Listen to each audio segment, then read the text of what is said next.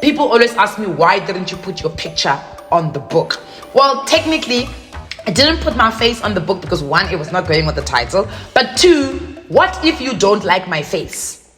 Hey guys, my name is Nicolette Mashile. I am also known as the Financial Bunny. Welcome to the Financial Bunny TV. Today I'm going to take you through the process of self-publishing in South Africa.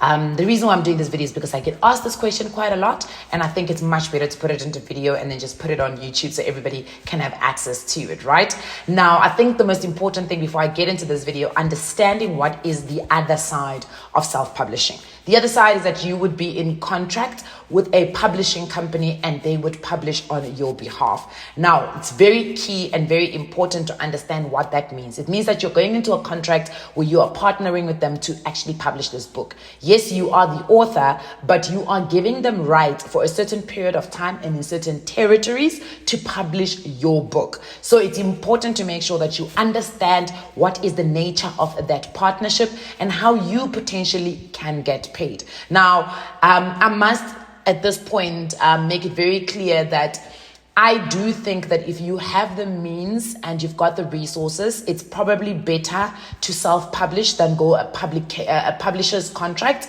especially if it's your first book, if you have the means. If you do not have the means, then it is probably the best thing for you to send your manuscript to a publisher.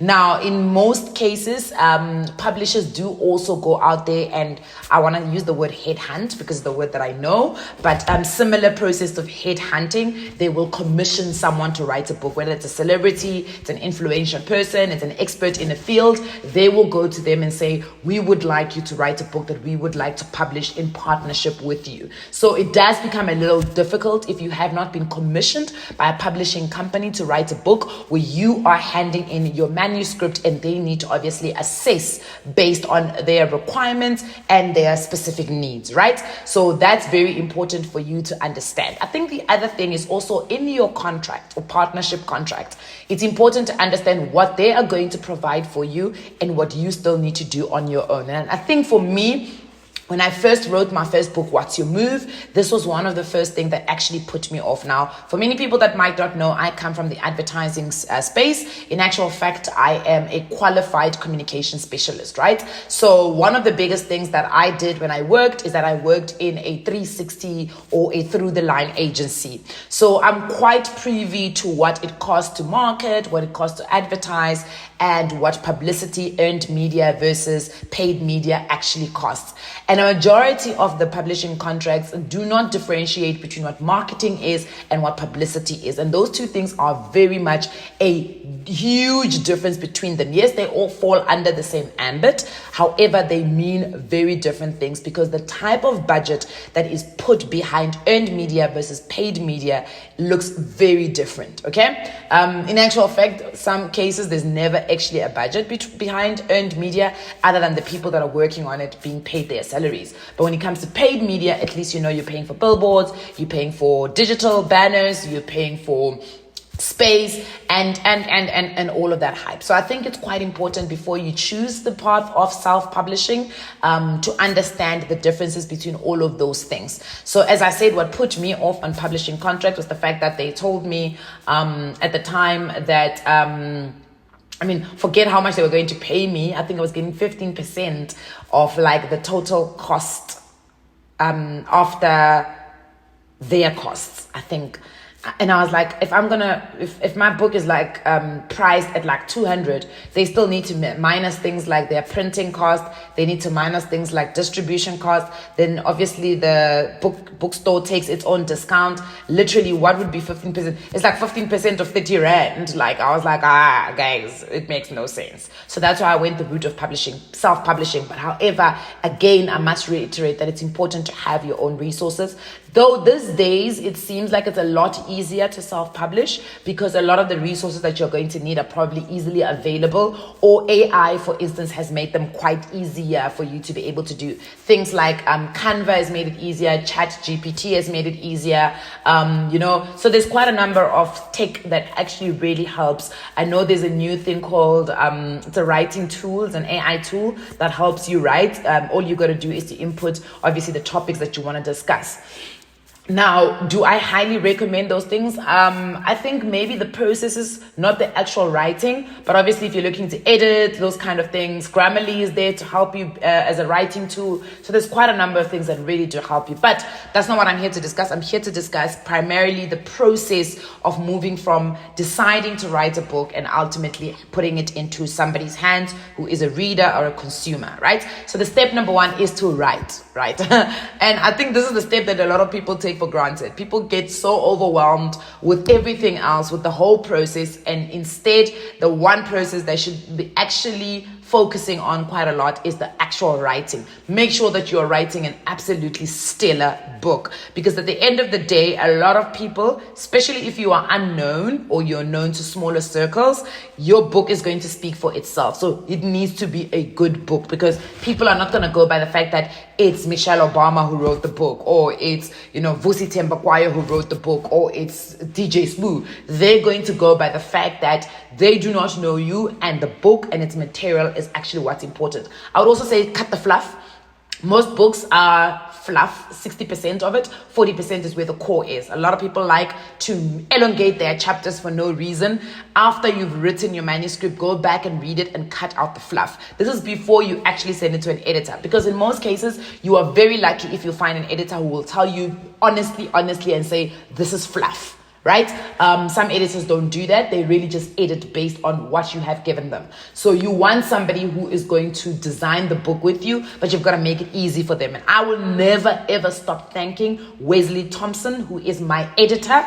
He is absolutely amazing. And I'm glad I had found him, because in fact, I think Wesley, if I remember correctly, when I first interacted with him, I think he was a financial journalist, so it helped quite a lot, because not only did he edit for grammar, he edited structure, he edited, guys, when I say this man did a big job on my book, it would be an understatement. In actual fact, the first round of edits, I sent him back and I said, please go watch my YouTube channel so that you can get the tone of how I speak, the type of examples, because he was, even in the beginning, he was taking out examples that I felt needed to be in the book.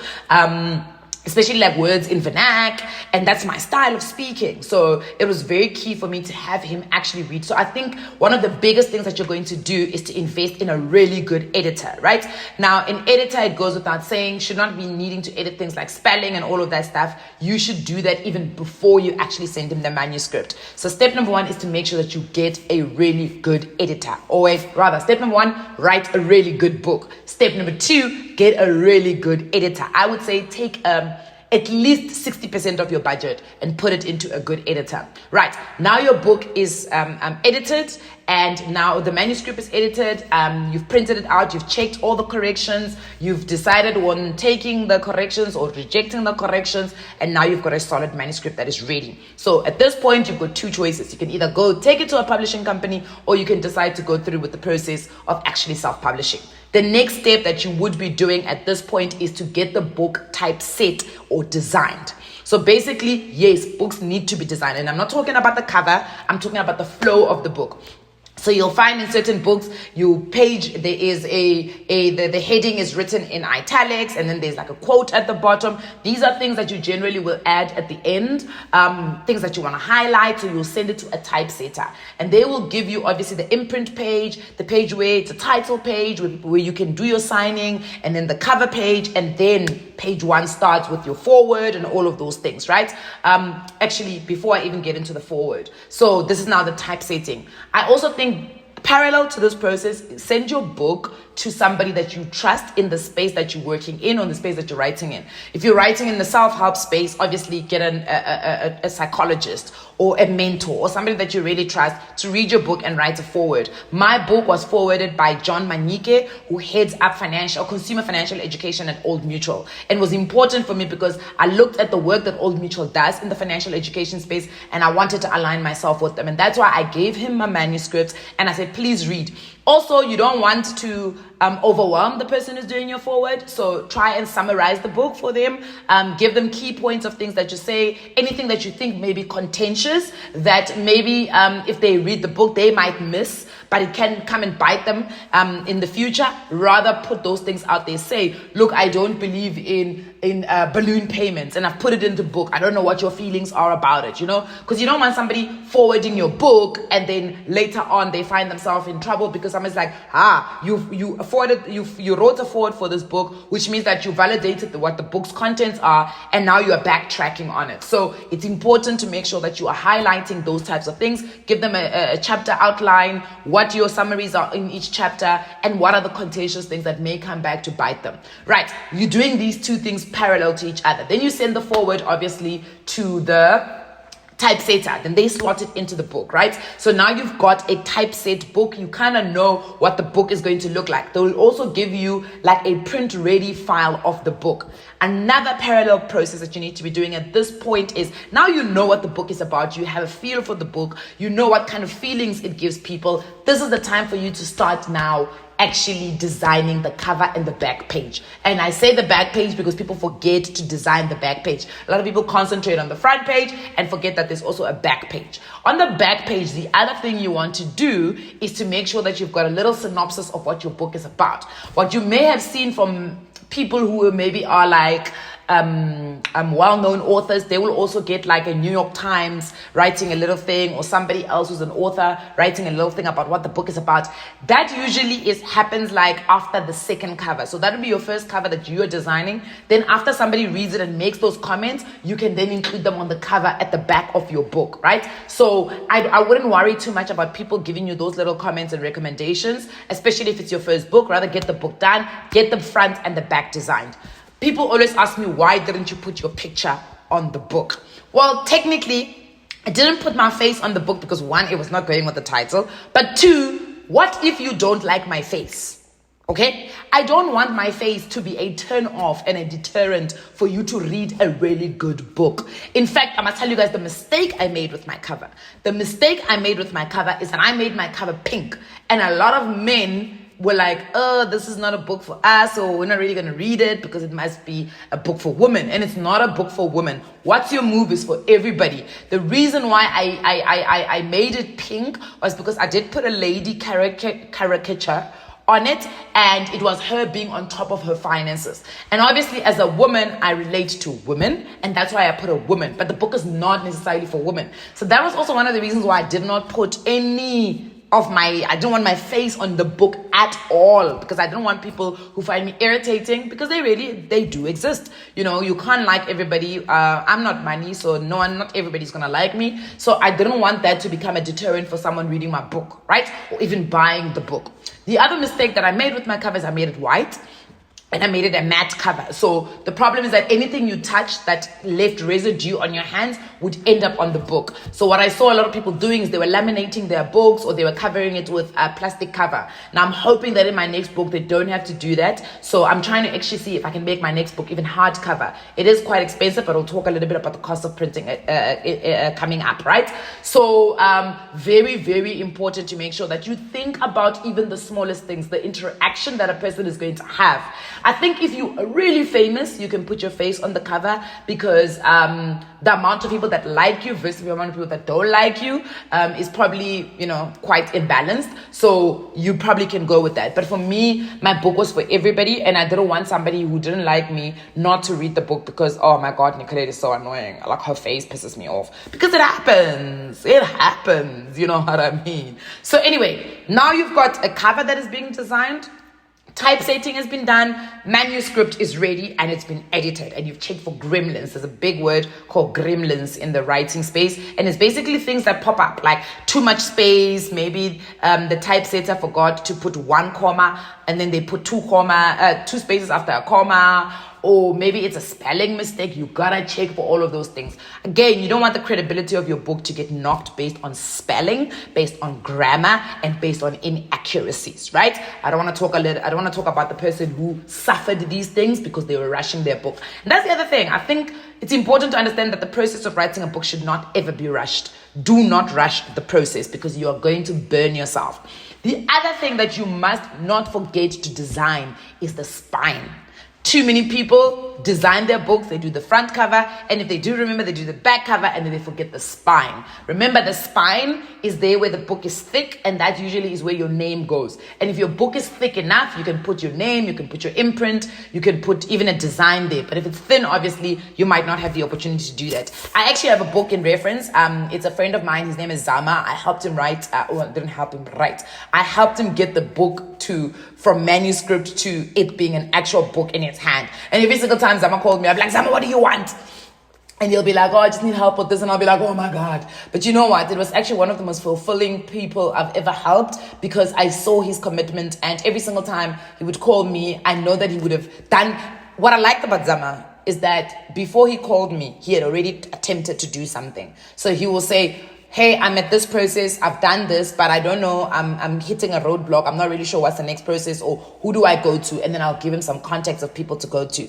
That's important because it shows that this person is committed. And this is his book. It's called The Mindset of a Conqueror. It's by Zama Madlala. Do go out there and get it on his website.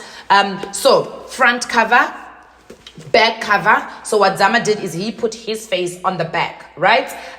His original cover that I actually was like, I'm not sure, had his whole face. And I was like, dude, I don't know if it's a good idea to do that, right?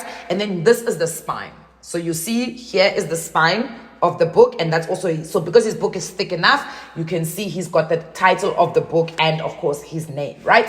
So again, very important to make sure that you're getting all of these things right. The next thing you're going to do is you're going to contact the South African libraries, and they're going to allocate what is called an ISBN number. It's that number that starts with the 97 in South Africa. An ISBN number is an identifier of your book. It goes onto your barcode. You have to register your book in South Africa as an actual book, and then you've got to send a copy of your book, one copy to each of the libraries in South Africa. That is a requirement by law, to send a copy of your book to each library in South Africa. I think there's like 17 libraries, national libraries in South Africa. So it's not a lot of copies, but I think it's worth it that you can send, especially for people who do go to libraries and don't have the money to buy the books. National libraries actually depend on, people submitting copies of their books so that they do have actual material, right? Now, once you've received, when you send your ISBN number or request for your ISBN number, you would send the title of the book, what language it's in, a number of edition, and they will then allocate you an ISBN number. After you've done the ISBN number, you need to go to Barcode South Africa, or you need to ask somebody who can create a barcode for you. Literally, the barcode is this black and white thing that's there. So that's what a barcode is. And you would get a barcode done, and then your ISBN number put onto the barcode, because that needs to be sent to the designer, who then needs to put the barcode on the actual book. Right? Very important to make sure that your book has a barcode, because that is it's like a unique selling identifier for the shops, right? So even when you are distributing via bookshops, they need the ISBN number, because they will then allocate a barcode themselves from their shop to you, so that they know when they scan it, they know exactly which book they're dealing with, right? So now you've got cover, you've got manuscript, you've got barcode with an ISBN number, you've got back cover, you've got typesetting, and you are good to go, right? Now you need to find a printer. Now, when you're looking for a printer, it's important to know and have some references of books that you want your book to kind of look like. So, for instance, if you look at Zama's book, it's got a shiny finish, a gloss finish, where mine has like a matte finish, right? What's Your Move has more of a matte finish. So it's important also to understand these types of things. That's why I say rather have 3 different types of books that are famous or popular, that you can say to the printer, I want my book to look like Michelle Obama's book, or the finish on my book must look like Will Smith's book. The type of cover I'm looking for looks like this. That is important so that they can quote you correctly, because sometimes if you don't give them the right information, they will quote you incorrectly, and then you think the book is way too expensive, or you think it's way too cheap, and then you order like 50,000 copies, and then when it comes, it's 50,000 copies of the wrong thing. I actually made that mistake where we needed to print, and then the gram of the paper we were printing on inside the book was actually thinner than what I had originally started with. And when the books came, they were literally like this thin. And I was like, oh my goodness, because remember, the gram of the paper that's used inside your book will also determine the thickness of the book. And you obviously don't want, Zama's book is a 197 pages long book, but you can see how thick it is. My book, I think, is 300 and something pages, and you've seen how thick the What's Your Move book actually is, right? So it's dependent on the grammage of the paper that's inside. Also, I would suggest that you go with this more creamy paper than the white paper. The white paper is thin, one. Number two, for me, it does not look like you are a real author. And that's just my personal opinion. I don't like that white paper stuff. I think this one gives a more novel type of reading. And it gives of that feeling, man, of reading a book. I think I like the more creamy paper inside the actual book, right? And this is actually the more thicker book. It's also important to choose the right font. You don't want to have a font that irritates people. I was speaking about, I'm trying to see if I can find, speaking about the design in the book. You see, this book is quite designed inside. Big chapter name, chapter number, the chapter name. At the top, it's the title of the book. So all of that is part of the design, right? So it's important to make sure that you're picking the right paper and the right cover. Now, as I said, this paperback, this is called paperback. You'll see with my Coco the Money Bunny books, they are now hardcover books. And then obviously it's a different grammage and a different type of book. That also means that the type of cover you choose will also determine the type of binding that needs to happen. So we've got what is called thread sewn binding, we've got per binding, we've got digital printing where it's done digitally. So there's a whole lot of stuff that goes into printing. I use print on demand. They are down in Cape Town and I absolutely think they are amazing. We give each other headaches, but you know what? I always get what it is that I am looking for when I am printing with them, right? So you'll then get a printing cost. Now with printing, it works the same way as other products. The less you print, the more you're going to be charged per cost of unit. The more you print, the cost of unit goes down. So for instance, if you print 100 books, you may be charged 50 Rand, but if you're printing 1,000 books, it may go down to 45 Rand 50. So it works like that. So I always say, sometimes as a new author, rather try to do as much pre-order sales as possible so that you know what your first print run is supposed to look like. Before you actually do the official print run, ask them for 2 test print runs so that you can see what the book looks like and you can change what you don't like in the book as quickly as possible so that you can send them a final PDF where they need to actually print out your book. So this is very important. Now, while all of this is happening, you need to determine how you're going to distribute your book. One of the worst things that you can ever do to yourself is to have a book that is out, do a lot of marketing on social media for it, get the buzz, get the newspapers writing about it, get news outlets interviewing about it, and then distribution or access to the book is absolutely hard. People don't know where to buy the book. It just becomes a nightmare. Now, people traditionally have no problem with buying books online. I've seen that with What's Your Move, it's happened. But there is still a huge cohort of people that want to go into a bookshop and buy books. Now, the problem with bookshops is that, one, if you are not somebody that they think is a big brand and can sell a book on their own, you're going to find yourself in a situation where they force you down the distributor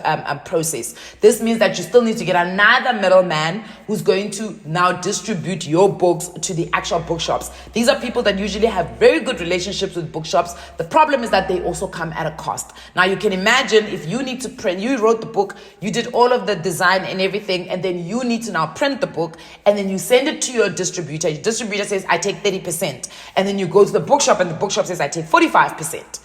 You see what I mean? So essentially that is what a lot of people get kind of stuck in, is that because they don't actually have a track record of selling books or being great authors, the bookshops force them to use distributors. Now, people say, yeah, but then the bookshop is obsolete. There's no need to go to the bookshop. Look, it's still quite important to go to bookshops. As I said, credibility comes with a lot of bookshops. The second thing about bookshops is that people still want to walk into a bookshop and buy your book so that if they don't like it, they can return it somewhere. It's different to try and return a book via courier after you also received it via courier. It's just, it's an annoying process, right? The bookshops, So the one bookshop takes 45% and the other bookshop takes 50%. Now the difference is that the one bookshop, they operate as franchises. So you need to contact each and every single one of them, and that's exclusive books, right? Whereas with bargain books, you don't need to contact each and every single one of them. Essentially, what happens is that you will go centrally, and then you will send your copy centrally to one person, and they will read the book, and they will decide whether they're going to be stocking up all of the bargain books in the country with your book, or the ones that the book would be relevant to. And the nice thing is that bargain books does have a bigger network than your exclusive books. Exclusive books, the nice thing about it is that it extends outside of South Africa. So you'll find exclusive books in Botswana, exclusive books in Namibia, and then you need to then find, if you want to go into the African market, who are the other bookshops in the African market that you can make contact with. They are independent bookshops that you can make contact with and can get into a deal with them. Right. So those are the bookshops. They are distributors. These are middlemen that have a relationship with bookshops, and they can get your book in there. Then there are actual bookshops themselves who actually put your book on the shelf. Now, they both come at a cost, right? The cost for the bookshop is usually a discount, and the cost for the distributor is an actual payment or taking off of your actual payment, that when the bookshops pay you, you would then get a certain percentage from the distributor because they've taken their 30%.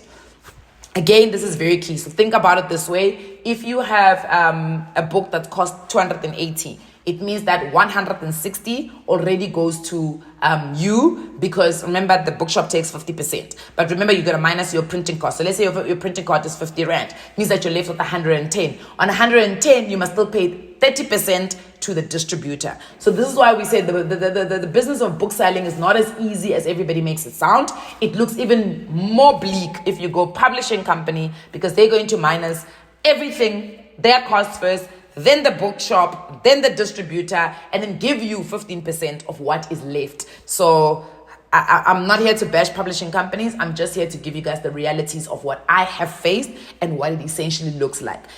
I think there is a space to negotiate better publishing deals. I just think a lot of people who are grateful that a publishing company wants to publish their book, they don't have the opportunity to actually sit there and negotiate what this publishing deal should actually look like. The other thing that I had brought up was the fact that there's a difference between marketing and publishing. So publicity. So a lot of bookshops, what they'll do, or publishing companies, what they'll do is they'll give you a lot of publicity. They'll get you onto Morning Live, they'll get you onto 702, they'll get you onto all of the stations, but that doesn't always translate into sales, right? You would still do a very large job of actually selling on your own, because at the end of the day, books don't sell themselves. The authors do sell, and the books will sell themselves once they're actually in the hand of the consumer. So if you're not a well-known and popular person, it may just be difficult, but keep pushing, especially on social media, to push. People will eventually buy your books, and find other creative ways to sell your book. I was going corporates. When I do events, when I'm invited to events, I would rather take a knock on how much I get paid, but rather to get my book sold. Because the people that you sell the book to, if it's a really good book, then the book will sell itself, because they will use word of mouth to pass on to other people what an amazing book that you've actually written. And if it's changed their lives, it will obviously change the other person's life. The also other way that I managed to get rid of the distributor was that I did my pre-sales, and my pre-sales did like 1,000. And I took that and I went to the bookshops and I said, look at the pre-sales. I'm telling you, my book is going to sell. So I think that also helps sometimes, is to do proof of concept, to show them that you are able to sell the books, so that you can minus that distributor relationship, because it saves you 30%. And that's a lot of money. I'm not going to lie to you. It's a big chunk of your money, right? So very, very key and very critical. Now you've got a printer. You get your book printed. Now it's printed. You've got to obviously ship it to where you are. If you go exclusive books, you will need to send the books to each and every individual shop as they order. If you go in bargain books, it's just you sending straight to the central point of bargain books, and they will distribute the books. The other way is that you either sign up on Take-A-Lot or on Amazon, right? So those are the two e-commerce sites that are available publicly for people. Amazon, if you want to sell out of South Africa and out of Africa, and then Take-A-Lot if you want to sell in South Africa from an e-commerce site. I've also found that Nedbank got a thing called Avo where you can sell, and there are other smaller e-commerce sites. But you can also have your own e-commerce site that you are managing on Shopify. For instance, all you've got to do is set up a Shopify account. You've got to get a payment gate. The payment gates that are available is your Peach, your PayFast, your Yokos. They will also all be a payment gate that you can get an IT person to integrate into your Shopify or into an external website that you've created. When they click through it, it basically takes them through Shopify, through a payment gate that you have authorized on Shopify to be your payment gate. And then what else? I think I'm gonna leave it at that. Please let me know what other things that you really would like to hear about book publishing.